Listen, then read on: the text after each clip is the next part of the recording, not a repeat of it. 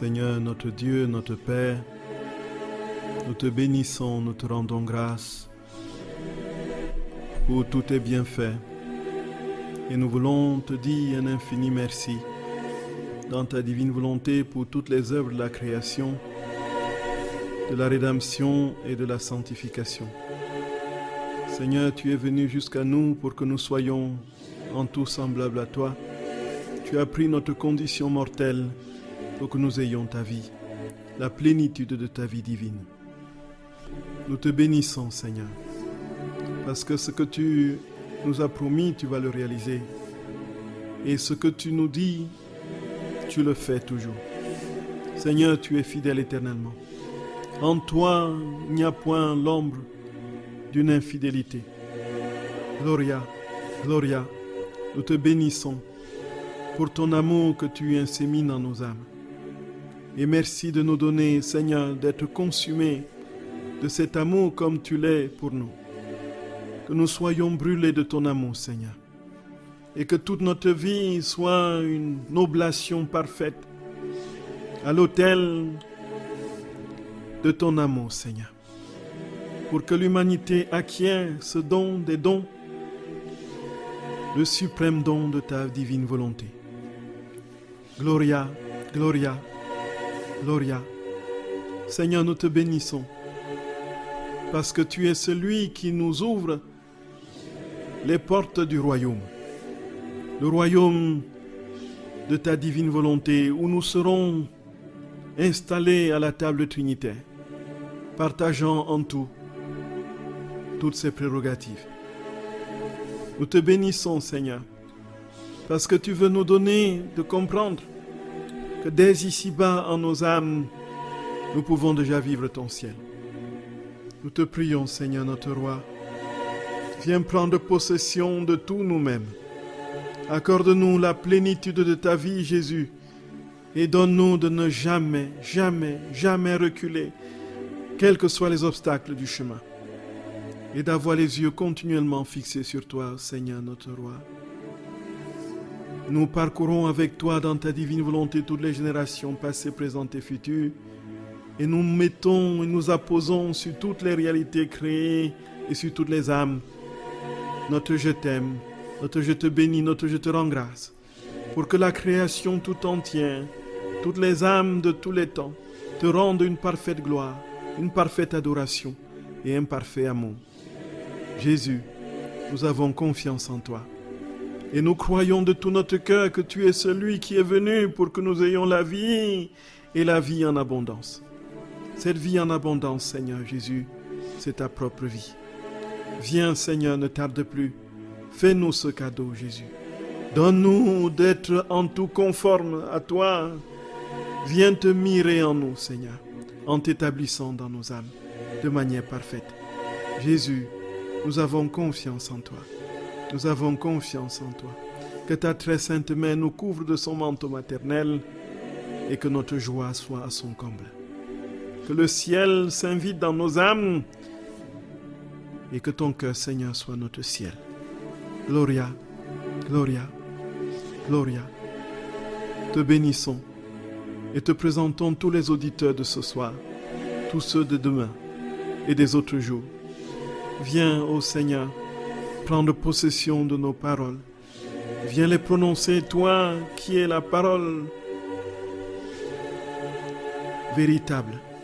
Viens, Seigneur, viens remplir tes enfants de ta propre parole, qui est ta propre vie. À qui d'autre irons-nous, Seigneur? Tu as les paroles de la vie éternelle. Sois béni, Jésus. Sois béni, sois béni.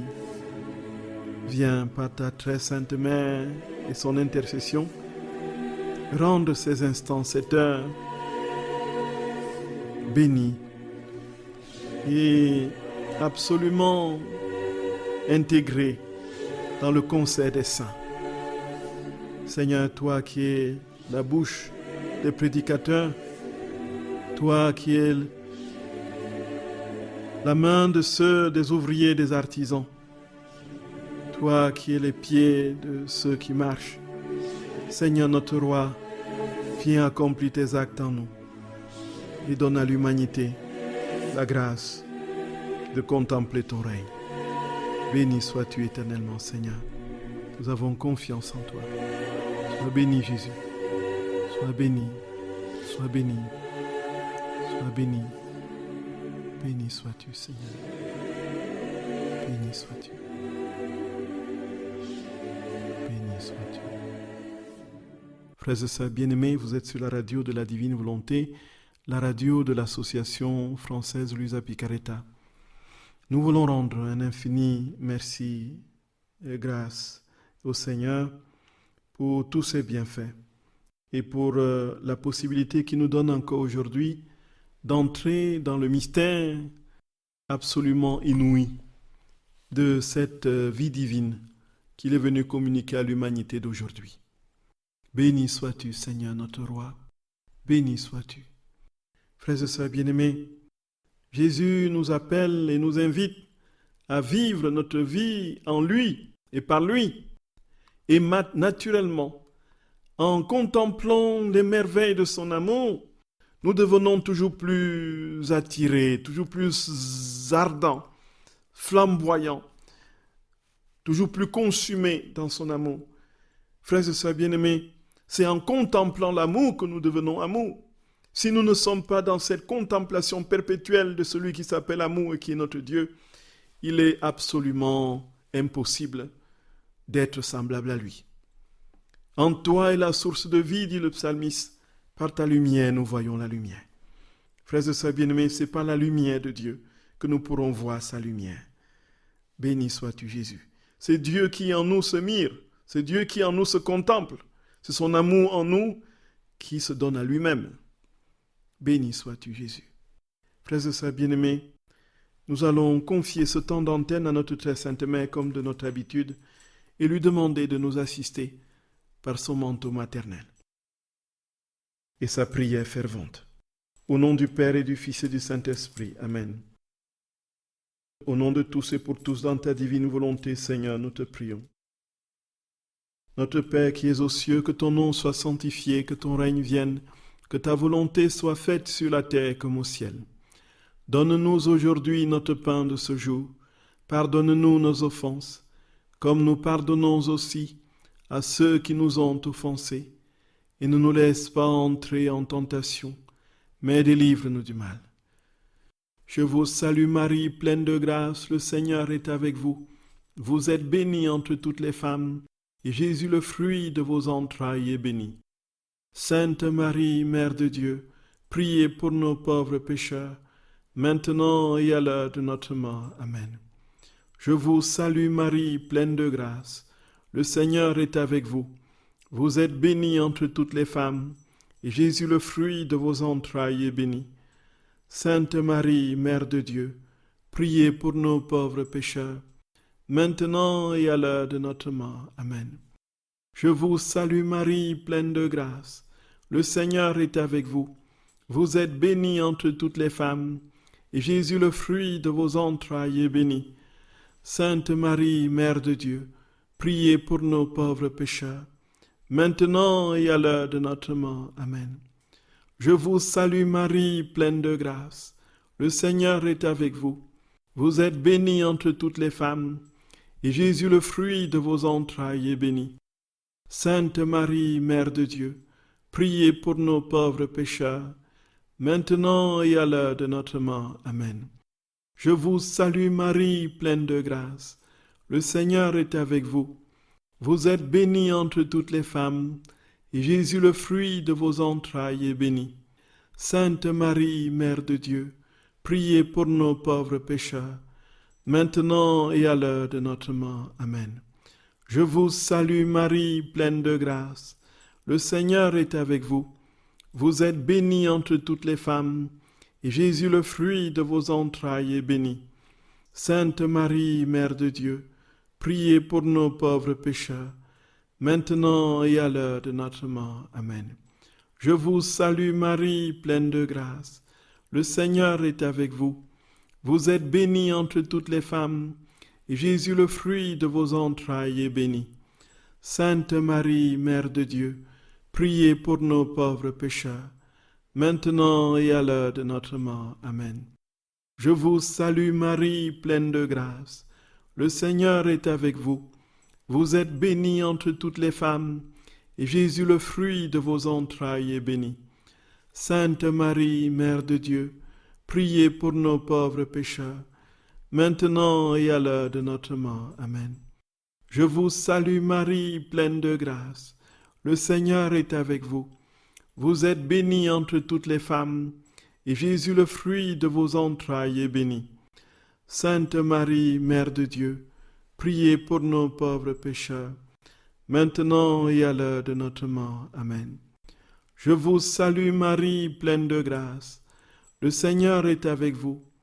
Vous êtes bénie entre toutes les femmes, et Jésus, le fruit de vos entrailles, est béni.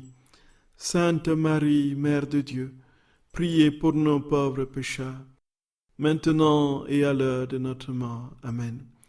Gloire soit au Père et au Fils et au Saint-Esprit, comme il était au commencement, maintenant et toujours, et dans les siècles des siècles. Amen. Ô mon Jésus, pardonnez-nous nos péchés, préservez-nous du feu de l'enfer, et conduisez au ciel toutes les âmes, surtout celles qui ont le plus besoin de votre sainte miséricorde. Ô Marie conçue sans péché, priez pour nous qui avons recours à vous. Ô Marie conçue sans péché, priez pour nous qui avons recours à vous. Ô Marie conçue sans péché, priez pour nous qui avons recours à vous. Que par la miséricorde de Dieu, les âmes des fidèles trépassés reposent en paix. Amen. Au nom du Père et du Fils et du Saint-Esprit. Amen. Frères et sœurs bien-aimés, je vous salue de tout mon cœur. Vous êtes sur la radio de la Divine Volonté, la radio de l'Association française Luisa Picaretta. Nous avons, frères et sœurs bien-aimés, parlé jusqu'ici des réparations. Et la dernière fois, nous comptions terminer la série, mais nous n'avons pas pu, ce que nous allons essayer de faire aujourd'hui. Frères et sœurs, nous avons compris que notre Seigneur nous disait très clairement que nous pouvions utiliser tout pour réparer. Tout était motif et sujet de réparation d'une part, et tout aussi était matériaux de réparation. Nous pouvons réparer tout, y compris ce qui est à vue humaine considéré comme irréparable, et nous pouvons utiliser tout pour réparer. Alors, frères et sœurs d'amour, nous avons compris que la réparation, c'est l'œuvre de Dieu, c'est l'œuvre de la divine volonté en nous. Nous ne réparons véritablement que parce que Dieu le fait. Et comme nous sommes en lui et que nous partageons la même vie que lui, nous pouvons effectivement dire que nous réparons. Mais en réalité, c'est Dieu qui répare. C'est dans la divine volonté, dont c'est lui-même qui en nous opère toutes choses et parcourt les temps et les âges pour réparer, puisque par nous-mêmes, nous sommes incapables. Et, frères et sœurs bien-aimés, nous avons compris que la réparation, si on pouvait tout utiliser pour l'effectuer, était très souvent dans l'ordre de la morale et des vertus, l'utilisation des vertus pour réparer les vices contraires. Et nous étions effectivement arrêtés là. Nous réparons les haines par l'amour. Nous réparons le mensonge par la vérité. Tout ceci, bien sûr, dans la divine volonté, on entend. Ce n'est pas une vérité que l'on dit dans une intention biaisée. On peut dire la vérité de manière à tirer un profit de la vérité que l'on dit. Mais il faut que l'intention soit droite. Il faut que l'intention soit pure. Donc d'où cette insistance que le Seigneur fait sur la pureté d'intention. Donc nous pouvons réparer donc tout mensonge par la vérité. Nous pouvons réparer les vices multiples par les vertus contraires. Nous pouvons réparer, frères et sœurs bien-aimés, et ça c'est un chapitre absolument important dans les réparations, puisque le fruit, le péché suprême qui a créé l'enfer, c'est l'orgueil. Et comment nous pouvons réparer l'orgueil, frères et sœurs d'amour? Le Seigneur nous dit très clairement, naturellement que c'est par la vertu opposée qui est l'humilité. Et alors, il nous le dit et il le martèle. Et l'orgueil est le vice suprême. C'est le vice sur lequel viennent s'accrocher tous les autres vices. C'est le tronc de tous les vices. Voyez, si je suis orgueilleux, tous les autres péchés capitaux, justement, viennent se tisser autour de cette réalité. Il faudra naturellement que je rentre dans toute forme de plaisir pour être toujours le premier dans les plaisirs. Il faut que je rentre dans la voie, la concupiscence, et puis toutes sortes de, voilà, pour acquérir le plus de maximum de bien-être au-dessus de tout le monde. Il faudrait que, voilà, je sois celui qui fasse le moins de choses possibles pour que les autres fassent tout pour moi, la paresse, ainsi de suite, ainsi de suite. Frères et sœurs bien-aimés, le Seigneur va insister sur ce péché particulier en disant que c'est vraiment le péché qui a créé toutes les catastrophes humaines. Et la catastrophe humaine suprême, c'est quoi? C'est la sortie de la volonté humaine de la volonté de Dieu. Et tout simplement parce que c'était le motif, le mobile de cette sortie, c'était quoi? L'orgueil. Non serviam, non serviam, non serviam. Non, je ne servirai pas.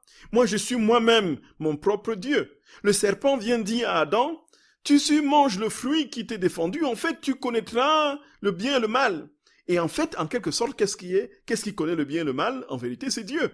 Et donc là, maintenant, tu deviens Dieu, tu prends la place de Dieu. Voilà le péché qui a conduit Lucifer à quitter le giron du ciel et qui l'a instillé dans l'esprit d'Adam, de Ève et d'Adam pour qu'ils, justement, quittent la volonté de Dieu dans l'épreuve que le Seigneur leur avait soumise. L'orgueil, frères et sœurs bien-aimés, l'orgueil. Et Jésus dit, il faut réparer l'orgueil par l'humilité. D'où cette importance, l'importance, frères et sœurs d'amour, l'importance de l'humilité, l'humilité, l'humilité, l'humilité, l'humilité. Le Seigneur, frères et sœurs bien-aimés, insiste et martèle l'humilité. Nous ne pouvons jamais véritablement vivre cette vie divine si nous ne sommes pas dépouillés entièrement de nous-mêmes. Et Dieu sait, frères et sœurs d'amour, que la divine volonté est parfois le lieu où nous pouvons asseoir notre ego, parce que tout est là pour que notre ego gonfle, pour que notre ego prenne de l'ampleur. Je nous en supplie, frères et sœurs bien-aimés, humilité, humilité, humilité.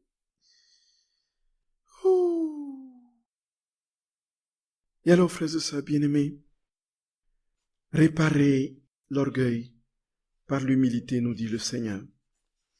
Et il le dit à Luisa Picaretta dans beaucoup de passages sur lesquels nous n'allons pas, frères et sœurs bien-aimés, que nous n'allons pas tous parcourir. Mais il y a un passage du 9 septembre 1901 dans lequel le Seigneur, au tome 4, dans lequel le Seigneur, frères et sœurs bien-aimés, va donner un ensemble de consignes à Luisa Picaretta pour garder effectivement l'humilité, dont nous savons, il y a énormément de passages sur l'humilité. Donc, Jésus dit à Luisa Picaretta, il dit, donc Jésus vint à l'improviste et me dit Luisa, ma fille, quand tu souffres de mes propres épines, tu me soulages, et pendant que tu souffres, donc, je me sens tout, ainsi de suite. D'autre part, quand tu t'humilies, et que tu te crois indigne de souffrir, alors tu me fais réparation pour tous les péchés d'orgueil qui se commettent dans le monde. Nous rendons compte, frères et sœurs bien-aimés, si nous nous humilions, ici, on a quelque chose de l'ordre d'une humiliation, d'une humilité qui n'allait de rien. Luisa, en fait, est dans l'attente de la souffrance que Jésus veut lui donner. Parce que du fait de son amour ardent pour le Seigneur, du fait qu'elle est configurée par le mariage mystique à Jésus, et qu'elle ne peut vivre que ce que Jésus vit, elle est dans une soif ardente de souffrir pour le salut des âmes, pour que les âmes soient épargnées. Et alors, elle attend cette souffrance, elle attend cette souffrance, elle ne vient pas. Et le Seigneur lui dit, en fait, le fait que les souffrances ne viennent pas t'aide à rentrer dans l'humilité. Parce que si tu obtiens immédiatement ce que tu désires, tu vas certainement, naturellement penser que, voilà, il suffit d'un simple rien pour que tes ordres soient exécutés. Mais quand tu t'humilies et que tu te crois indigne de souffrir, alors tu fais réparation pour tous les péchés d'orgueil qui se commettent dans le monde. Nous voyons, c'est un simple rien. Un petit acte d'humilité dans la divine volonté, frères et sœurs bien-aimés. Si nous nous levons dans le bus et que nous cédons la place à quelqu'un qui est dans la divine volonté, nous réparons, dit Jésus, tous les péchés d'orgueil qui se commettent dans le monde. C'est inouï. Quand nous avons une parole d'humilité, en vérité, qui soit sincère, qui jaillit de notre cœur, nous réparons pour toutes les paroles d'orgueil, tous les mensonges pour gonfler les égos qu'on a dans le monde entier, dans tous les âges de l'histoire humaine, chez toutes les âmes. Frères et sœurs bien-aimés, c'est tout simplement inouï. Et alors, nous pouvons aussi réparer, frères et sœurs bien-aimés, par les souffrances. Le Seigneur nous donne des leçons mémorables sur la réparation par la souffrance. Nous réparons par les vertus opposées aux vices, nous réparons aussi par les souffrances. Le Seigneur, frères et sœurs bien-aimés, nous dit que si une souffrance est acceptée, accueillie, bien sûr une souffrance qui n'est pas, dont on a le discernement qu'il ne s'en va pas tout simplement parce qu'on a tout fait pour qu'elle s'en aille et qu'elle persiste. Si nous sommes, frères et sœurs bien-aimés, dans l'accueil, l'acceptation et la résignation au sens noble du terme, non pas une résignation qui signifie je ne fais rien pour que la souffrance parte, mais une résignation dans le sens où j'accueille et j'accepte, j'entre dans la volonté de Dieu, puisque j'ai tout fait et rien n'a marché comme j'ai voulu et conformément à l'instinct de survie qui m'anime. Et alors, si nous entrons et nous offrons cette souffrance, nous entrons dans le plan de Dieu, alors, frères et sœurs bien-aimés, Jésus dit qu'avec cette souffrance, il répare une multitude de fautes et de péchés qui se commettent dans le monde. Alors, il dit à Luisa Picaretta, le dit à Luisa Picaretta au tome 12, du 16 juin 1919. Je me disais, dit Luisa, où sont les souffrances que mon doux Jésus m'avait promises, alors que je ne souffre presque pas? Mon toujours aimable Jésus me dit, ma fille, comment se fait-il que tu décides toi-même? Tu calcules les souffrances corporelles et moi je calcule les souffrances corporelles et les souffrances morales. Chaque fois que tu es privé de moi, c'est une mort que tu ressens et tu répares ainsi les morts que les âmes me donnent par leur péché. Voyons, frères et sœurs d'amour. Quand Luisa a le sentiment qu'elle est privée de Jésus, alors elle répare pour toutes les morts qui lui sont infligées. Chaque fois qu'elle ressent qu'elle est privée de Dieu, elle répare la privation que les âmes font d'elles-mêmes de Dieu. Le fait que les âmes se privent de Dieu, elle répare cela. Voyez, frères et sœurs bien-aimés. Et c'est une mort que tu ressens et tu répares. Ainsi, les morts que les âmes me donnent par leur péché. Quand tu souffres du froid, dit Jésus, c'est une autre petite mort que tu ressens. Et tu répares pour la froideur des créatures en regard de mon amour. Il en va de même pour toutes les autres souffrances. Par tes petites morts, tu participes à mes morts. Voyez, frères et sœurs bien-aimés, par tes petites morts, tu participes à mes morts. Donc, nous participons à la souffrance de Jésus qui se voit privé de l'amour des hommes. La valeur de la souffrance dans la divine volonté, frères et sœurs bien-aimés, c'est au-delà de tout ce que nous pouvons imaginer. De tout, absolument de tout ce que nous pouvons imaginer. Et ça, le Seigneur, très clairement, le martèle et le répète. Et Jésus dit d'ailleurs à Luisa Picaretta que quand il veut laisser que les hommes subissent la loi implacable de la rétribution immanente, cela veut dire quoi? Ça veut dire que quand il veut laisser que les châtiments tombent sur le monde, bien sûr, châtiment n'étant pas compris comme étant l'action de Dieu, mais étant compris comme étant le cours du dérèglement naturel des lois qui va perturber, n'est-ce pas, la création. Les inondations, les volcans, voyez, et que les gens s'étripent entre eux, font des guerres, sans que Dieu intervienne pour arrêter. Parce que si Dieu laisse faire, il dit que quand Luisa Picaretta souffre pour réparer tout cela est suspendu. Toutes les guerres sont suspendues. Toutes les catastrophes naturelles sont suspendues. Quand elle accepte la souffrance que Jésus lui donne. Et quand Jésus veut laisser faire sans que, et ça c'est le grand mystère, frères et sœurs bien-aimés, pour que l'homme touche du doigt son abjection, sa pauvreté extrême et sa fragilité, pour pouvoir rebondir et sauver son âme, alors il suspend les souffrances de Luisa. En fait, il ne permet pas que Luisa souffre, parce que si Luisa souffre, elle va donc contrecarrer, ou plutôt réparer et équilibrer l'harmonie originelle.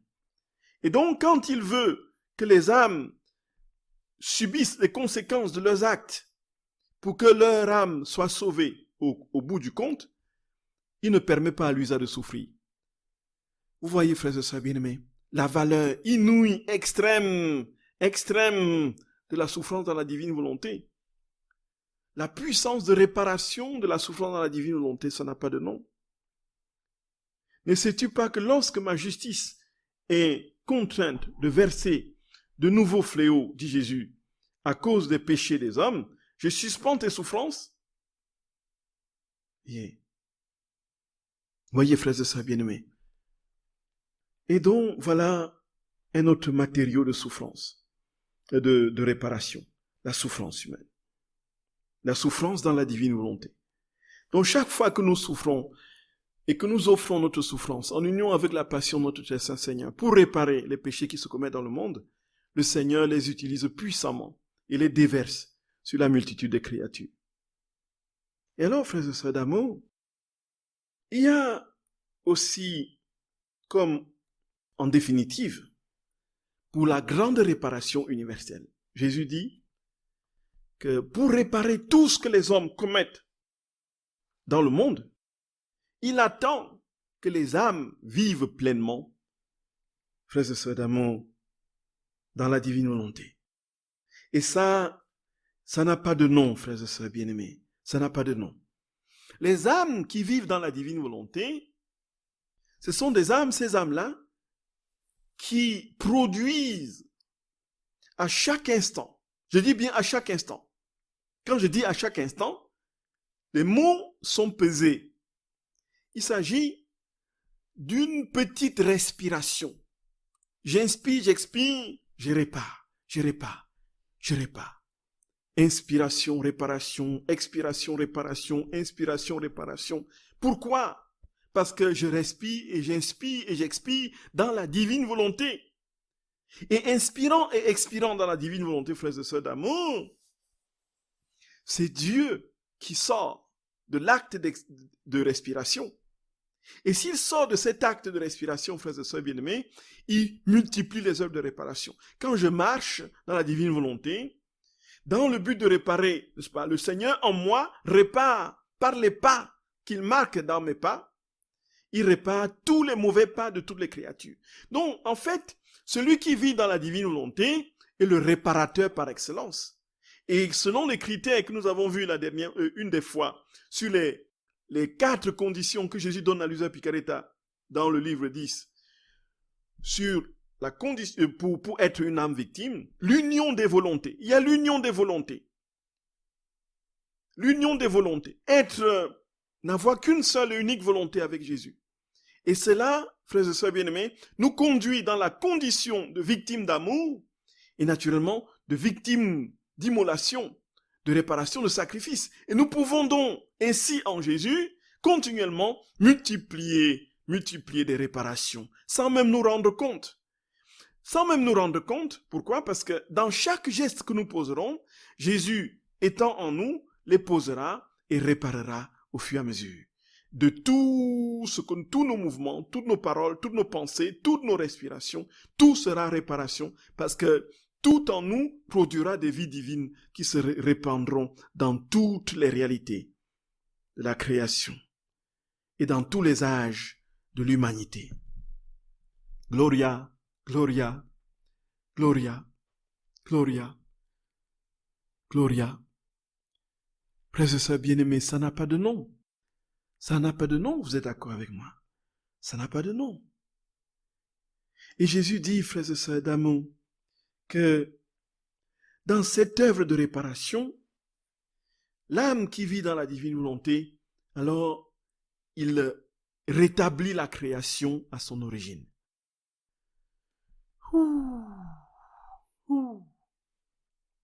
Il y a un merveilleux texte du 20 octobre 1927 au tome 23.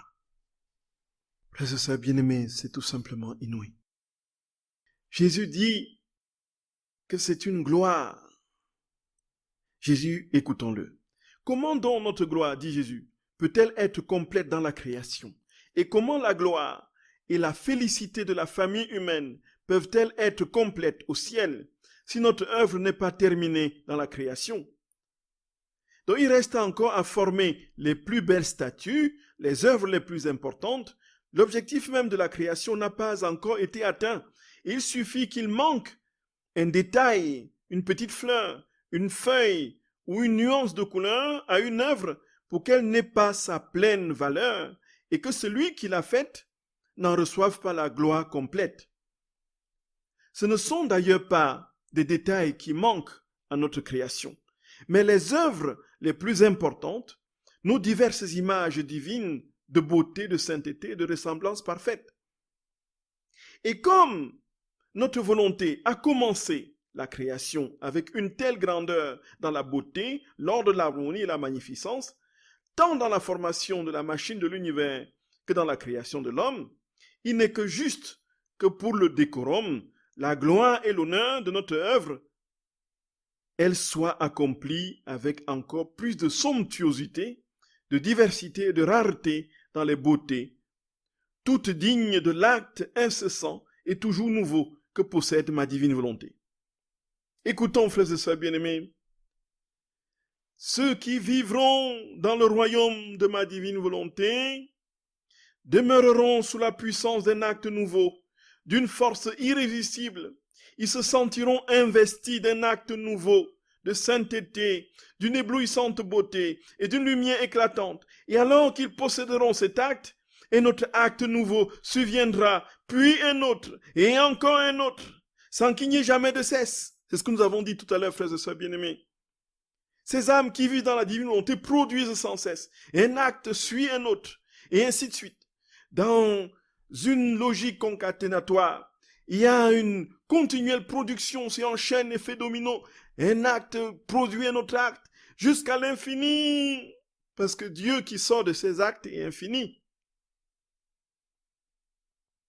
Et un autre encore, et sans qu'il n'y ait jamais de cesse, dit Jésus. Surpris, ils se diront, combien grande est la beauté, la sainteté, la richesse, la force et la félicité de notre Fiat, 3 fois saint. Lui qui jamais ne s'épuise et toujours nous donne une sainteté nouvelle, de beauté nouvelle pour nous embellir, des forces nouvelles pour nous fortifier, une félicité nouvelle. Si bien que la première n'est pas semblable à la seconde, ni à la troisième, ni à toutes les autres qu'il va nous donner. Ces créatures fortunées, frères et sœurs d'amour, écoutons. Les créatures fortunées ici, c'est qui, frères et sœurs bien-aimés? Ce sont les âmes qui vivent dans la divine volonté. Ces créatures fortunées, dit Jésus, seront le vrai triomphe du fiat, le plus bel ornement de toute la création. Les soleils les plus éblouissants qui de leur lumière couvriront, écoutons frères et sœurs bien-aimés, qui de leur lumière couvriront le vide de celles qui n'ont pas vécu dans son royaume. Donc, les âmes qui vivent dans la divine volonté couvriront de la lumière divine qui émane d'eux tous les actes mauvais de toutes les créatures qui n'ont pas vécu dans le royaume de sa divine volonté. Jésus dit, frères et sœurs bien-aimés, que les âmes qui vivent dans la divine volonté, en fait, ils restaurent la création. Ils redonnent la splendeur première à la création et aux créatures. Tout simplement parce qu'émane d'eux celui qui est Trinité bienheureuse et qui répand sa vie dans les actes qu'il pose et qui couvre ainsi tous les actes de l'humanité, passé, présent et futur. Waouh! Gloria! Béni sois-tu, Jésus d'amour. Béni sois-tu, Seigneur. Béni sois-tu, mon roi. Béni sois-tu, Jésus. Béni sois-tu, Seigneur, notre Père. Frères et sœurs bien-aimés, ça n'a pas de nom. Ça n'a pas de nom. Et Jésus nous dit donc que ce sont ces âmes-là qui opèrent la réparation par excellence. La réparation par excellence. Oh, Seigneur notre roi, te bénissons infiniment de tout notre cœur, Jésus, de tout notre cœur. Nous ne mesurons pas combien tu es capable de nous utiliser, Seigneur. Si nous te disons, si nous te donnons notre fiat, nous ne mesurons pas jusqu'où tu es capable de faire de nous des êtres de restauration. Nous ne mesurons pas, Seigneur Jésus. Nous te demandons humblement pardon. Vraiment pardon de tout notre cœur. De ne pas comprendre, ô Jésus, jusqu'où tu veux vivre en nous et agir en nous. Frères et sœurs bien-aimés, vous pouvez poser vos questions au numéro habituel. Soyez bénis, frères et sœurs d'amour. Soyez bénis.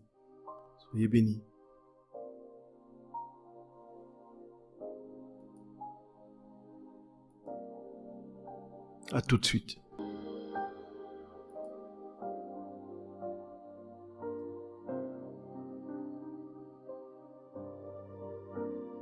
Je vous aime, ô mon Dieu, et mon seul désir est de vous aimer jusqu'au dernier soupir de ma vie. Je vous aime, ô mon Dieu, et mon seul désir est de vous aimer jusqu'au dernier soupir de ma vie. Je vous aime, ô mon Dieu, et mon seul désir est de vous aimer jusqu'au dernier soupir de ma vie. Frères et sœurs bien-aimés, vous êtes sur la radio de la Divine Volonté, la radio de l'association française Luisa Picaretta, dont nous avons terminé, frères et sœurs, tout à l'heure en parlant de cette réparation continuelle que nous pouvons faire par nos actes en vivant dans la divine volonté selon ce que le Seigneur dit. C'est nous qui restaurons, ou plutôt ceux qui vivent dans la divine volonté, c'est eux qui restaurent l'ordre de la création par Jésus et la vie divine qui les habite. Et dans les actes qui sortent justement de ce qu'il pose. Frères et sœurs, une question est arrivée. Est-ce qu'il y a un quota? Est-ce qu'il y a un quota pour la réparation? Comme nous avions vu une fois qu'il y avait un quota pour la prière, selon ce que Jésus disait à Luisa Picaretta, qu'il y a un quota qui doit être atteint pour que la réalité demandée soit octroyée. Et que si le règne de la divine volonté n'est pas encore advenu, c'est parce que le quota, effectivement, de prière, de réparation de ronde et d'œuvres, d'actes dans la divine volonté n'est pas encore atteint. C'est pourquoi le Seigneur veut que toutes les créatures entre justement dans la plénitude de cette vie et soit capable en lui de pouvoir lui adresser une parfaite gloire, un parfait honneur, une parfaite adoration, un parfait amour, pour que vienne son règne. Donc, ceci, frères et sœurs bien-aimés, on peut le dire aussi que tout doit être réparé. Parce que pour que la restauration de l'harmonie première soit effective, il faut que tout, absolument tout, soit réparé. Et comme nous avons vu, le Seigneur nous a dit que nous pouvions même réparer pour les damnés. Ceux qui étaient plongés dans les abîmes de l'enfer et qui n'en sortiraient jamais. Qu'on pouvait réparer pour eux. Ça veut dire quoi? Cela ne veut pas dire, on l'a dit, que c'est qu'on abolit l'enfer. Cela veut dire tout simplement que les actes qu'ils auraient dû poser, on les pose à leur place. Et le Seigneur reçoit de cet acte que nous posons un parfait amour, une parfaite adoration, une parfaite gloire que ces damnés auraient dû lui donner. Et les retombées de cette réparation reviennent sur nous. Nous bénéficions de toutes les grâces liées à ces réparations. Et nous pouvons dire effectivement la même chose, et la question est ici très pertinente. Il y a effectivement lieu de penser, et c'est tout simplement évident, que tant que les hommes n'auront pas suffisamment donné la parfaite gloire et l'honneur au Seigneur, d'où l'importance des rondes, alors il n'y aura pas d'advenue du règne. Il n'y aura pas l'avènement du règne. Voyez, frères et sœurs bien-aimés. Et alors, voilà que, frères et sœurs d'amour, il y a une très grande grâce qu'il faut comprendre là, c'est que le Seigneur nous dit, toi seul, à toi seul, tu peux multiplier par tes actes de tous les jours, tu peux multiplier des réparations. Le problème, effectivement, vient de ce que nos actes ne sont pas toujours dans la divine volonté.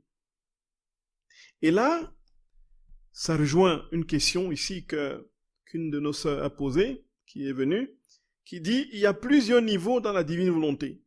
On ne sait si on répare, on ne sait pas si on répare, mais désirons-le avec foi et humilité. Donc, ici, effectivement, la question des niveaux dans la divine volonté fait que, puisqu'on établit à 4 niveaux, bon, ça, c'est selon un passage de notre Seigneur dans le tome 19, où il dit que il y a dans l'image de celui qui, dans la caverne, ou plutôt dans la cabane, ne laisse aucune lumière entrer, ou bien laisse juste une petite lumière de la lucarne, et ensuite une deuxième personne qui est à l'extérieur de la baraque, et puis bénéficie du soleil et de ses rayons, un autre qui va carrément au centre, au zénith où le soleil frappe, et un quatrième qui va au centre du soleil se blottit. Celui qui va au centre du soleil se blottit, c'est l'état de celui qui vit de manière permanente dans la divine volonté. Et celui-là, effectivement, il a conscience, il entre dans le mode éternel de Dieu, il a conscience des actes qu'il pose dans la divine volonté, il a conscience des réparations, il a conscience de la vie de Dieu qui coule en lui, et puis il a une pleine conscience de toutes les réparations qui se font par les actes qu'il pose. Mais il faut encore qu'on soit de manière permanente établi dans le soleil pour pouvoir effectivement en prendre conscience. Et quel que soit le niveau dans lequel nous sommes, nous avons la possibilité de réparer. Tout simplement, frères et sœurs bien-aimés, parce que même si nous ne sommes qu'un intermittent de 2 minutes par jour dans la divine volonté, dans les 2 minutes, nous pouvons poser des actes dans la divine volonté qui vont retentir sur les âges. Nous pouvons poser ces actes-là et voir l'univers se transfigurer en 2 minutes. Mais le problème, c'est que comme nous ne sommes là que 2 minutes, et comme il y a des réparations sur des âges, et des âmes, et des réalités, ça devient insuffisant. Donc il faut multiplier notre durée, rester le plus longtemps dans la divine volonté, quitter le niveau 1 pour le niveau 2, et du niveau 2 partir au niveau 3, et du niveau 3 aspirer au niveau 4, pour que la réparation soit permanente, pour que tout ce qui jaillit de nous soit Dieu. Effectivement. Et là, frères et sœurs bien-aimés, en ce moment, Dieu établit d'une manière pleine et parfaite son œuvre de réparation en nous. Voyez? Donc ça, c'est vraiment particulièrement juste. Et il y a une autre question qui dit, mais si on s'en tient à ce qui est écrit concernant la place tenue par les âmes vivant dans la divine volonté, en référence à la place particulière au ciel, dont on peut laisser présager de l'orgueil. Personnellement, ça me met mal à l'aise, car je ne mériterai pas une place plus rayonnante qu'une autre âme, alors que d'autres pourraient en être attirés par un sentiment de supériorité. Donc, il faut dire qu'au ciel, il n'y a pas de sentiment de supériorité, il n'y a pas de sentiment de grandeur. Celui qui est au 7e ciel, parlons comme ça, utilisons un langage, et n'a pas l'impression d'être supérieur à celui qui n'est qu'au 2e ou au 3e ciel, ou au 1er ciel, disons comme ça. Tout simplement parce que au ciel, il n'y a que l'humilité. Une humilité alors profonde et parfaite, qui fait que lorsqu'on regarde celui qui a moins de vie divine, on voit plutôt Dieu en cette âme. Et là, notre amour s'accroît. Un amour ardent accroît pour nous, pour chacun des êtres au ciel. Donc du coup, quand nous sommes au ciel, toutes les catégories de supériorité, d'infériorité, tout ça disparaissent. Même si nous n'avons pas le même éclat. Nous n'imaginons pas que la Vierge Marie, qui est la créature supérieure à toutes les créatures, parce que conçue sans péché originel, celle qui a reçu les éclaboussures de vie divine depuis sa tendre enfance, depuis son sein, depuis qu'elle est venue au monde, qui n'a jamais dit non à son Créateur, la seule créature qui bénéficie de toutes les grâces, remplies de grâce, que carito mene. Béni sois-tu, maman, béni sois-tu. Nous imaginons qu'au ciel, elle nous regarde avec mépris et dit, toi, tu n'es qu'un petit là avec juste 2 vies divines qui s'accrochent à ton manteau. Non. Il n'y a en elle qu'humilité profonde. Elle est pétrie d'humilité. Et elle va même s'agenouiller devant nous pour attacher notre lacet. Si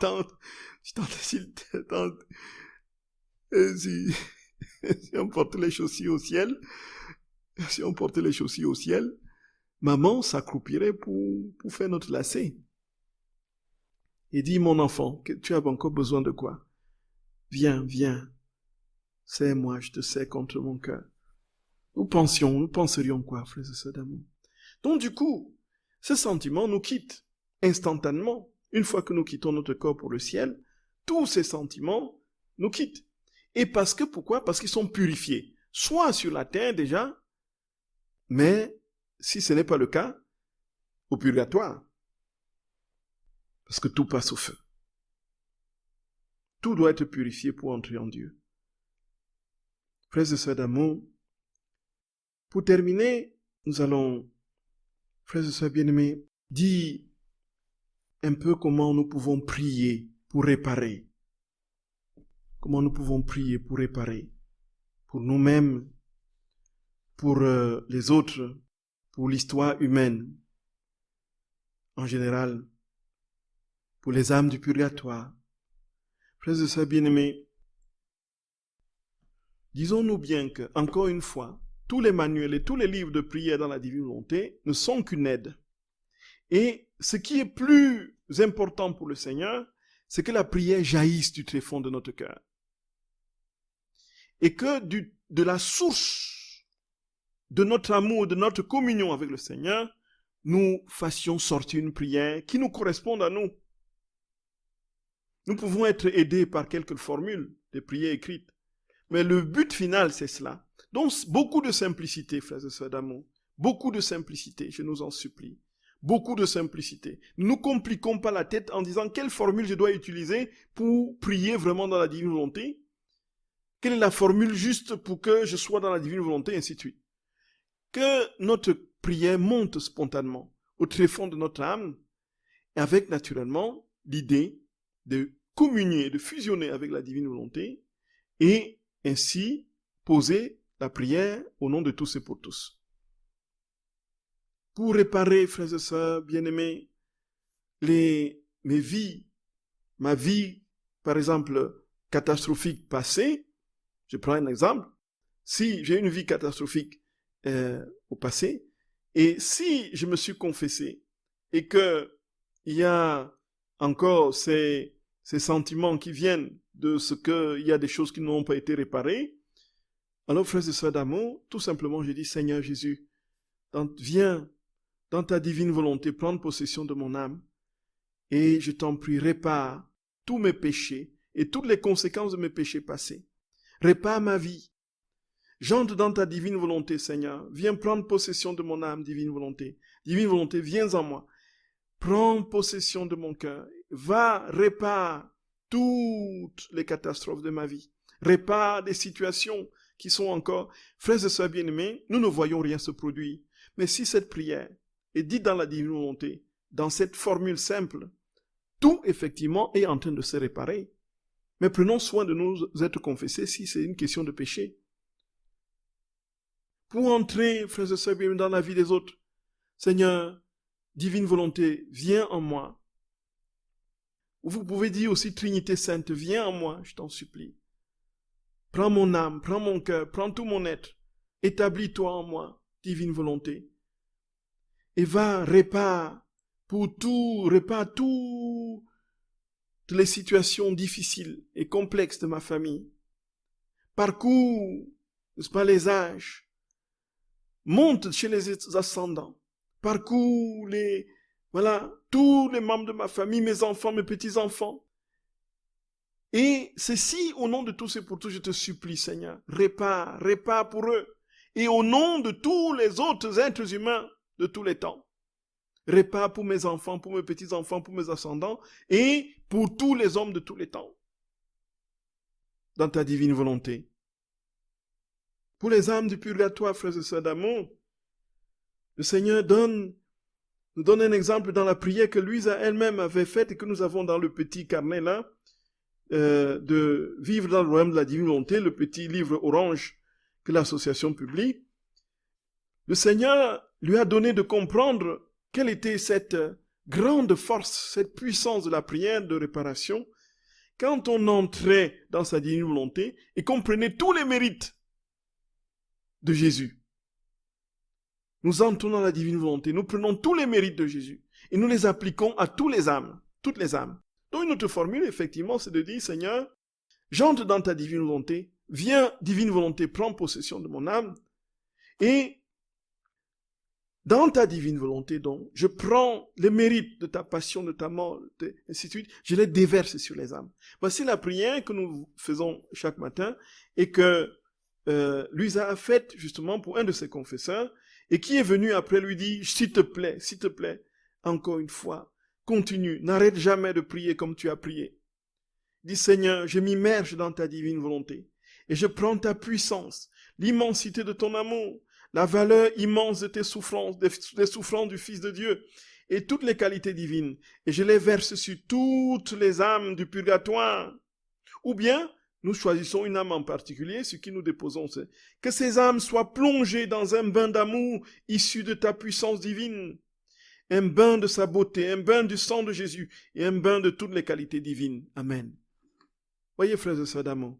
Donc nous entrons dans la divine volonté, nous prenons tous les mérites de Jésus, sa passion, sa mort, sa puissance, tous ses attributs, et nous les déversons sur les âmes en particulier. Donc une autre possibilité, c'est de dire, pour réparer, Seigneur, j'entre dans ta divine volonté, je prends tous les mérites de ta passion, de ta mort, de ta résurrection, je les déverse sur mon petit-fils, sur ma petite-fille, sur mon arrière-petit-fils, sur mon grand-père, sur mon petit, ainsi de suite, et sur toutes les autres âmes, qu'ils soient immergés du bain de ton amour, de ta force et de ta puissance. Nous ne voyons rien se passer, mais les réparations sont en train de se produire. Frères et sœurs d'amour, voilà ce que le Seigneur nous dit. Sur ce, nous avons terminé aujourd'hui avec les réparations, frères et sœurs. La semaine prochaine, il n'y aura pas de radio de la divine volonté. Et nous prions de tout notre cœur que le Seigneur nous accorde sa grâce, que nous avancions confiants en son amour, que rien ni personne, frères et sœurs bien-aimés, ne nous arrache de son cœur, que nous ayons cette certitude absolue qu'avec lui, en lui, nous serons victorieux et qu'il nous faut d'abord mourir afin de vivre. Et que nous devons dire comme notre Seigneur sur la croix, entre tes mains, Seigneur, je remets mon esprit. C'est entre tes mains que je remets mon esprit. C'est entre tes mains et nulle part ailleurs. Je me confie à toi, Seigneur. C'est à toi, dans tes mains, que je m'abandonne. Frères et sœurs d'amour, que notre Seigneur, dans sa bonté infinie, sa tendresse et sa miséricorde, vous bénisse, vous qui écoutez aujourd'hui, vous qui écouterez demain et les prochains jours et mois et années, qui vous bénisse et vous garde, au nom du Père et du Fils et du Saint-Esprit. Amen. Frères et sœurs bien-aimés, soyez infiniment bénis. Je vous aime de tout mon cœur et je vous embrasse très fort. Je prie que le Seigneur jamais ne permette que vous vous éloigniez un seul instant de son amour. Soyez bénis, frères et sœurs bien-aimés d'amour. Soyez bénis en très grande communion de prière. Dans 15 jours, on se voit dans 15 jours. Soyez bénis, frères et sœurs bien-aimés. Soyez bénis. Entre tes mains, je remets, Seigneur, mon esprit.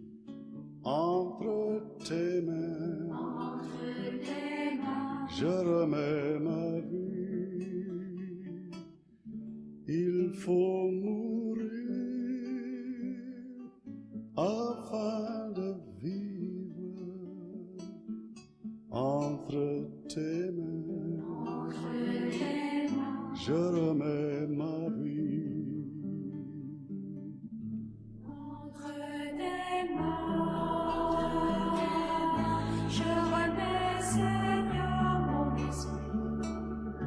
Entre tes mains,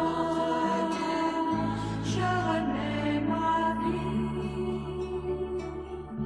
Il faut mourir afin de vivre. Entre tes mains, je remets ma vie. Si le grain de blé ne tombe en terre, s'il ne meurt, il reste seul. Mais s'il meurt, il porte beaucoup de fruits. Et c'est un fruit qui demeure.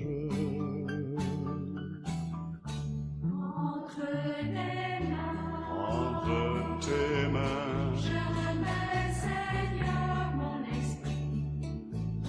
Entre tes mains, je remets ma vie.